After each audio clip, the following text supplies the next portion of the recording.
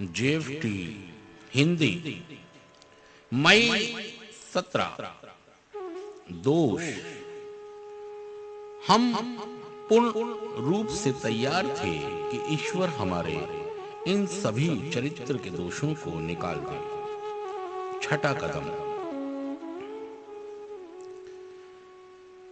पांचवें कदम पर अमल करने के बाद हम में से बहुतों ने इस बात पर गौर किया कि अब तक हम जो कुछ भी थे, जैसे भी थे, हमें वैसा बनने में हमारी को वास्तविक प्रकृति और भूमिका क्या रही है।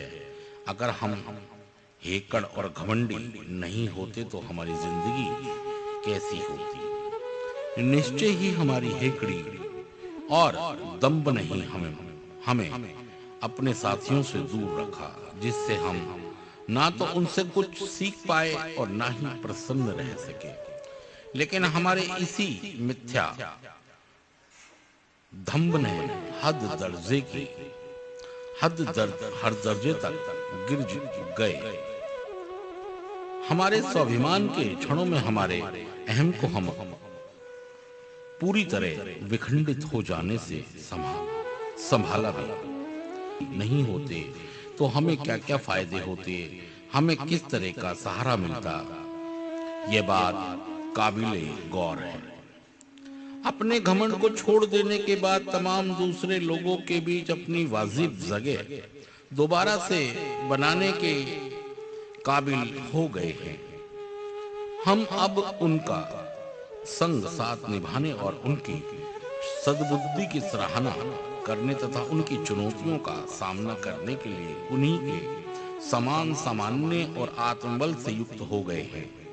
अपनी उच्च शक्ति से मिलने वाली आत्मशक्ति के बल पर हमें पूरी सहायता और दिशा निर्देश अब अवश्य मिलेंगे और निम्न स्वाभिमान हुए जमाने की बात बनकर रह जाएगा। इस तरह एक करके हमने अपने चारित्र आचरण को पूरी तरह दोषपूर्ण पाया, इसलिए उन्हें चरित्र दोष कहा भी गया है। और क्या अब हम इस बात के लिए पूरी तरह तैयार हैं कि प्रभु उन्हें जड़ मूल से उखाड़ फेंके? और हमारा जवाब होगा हाँ।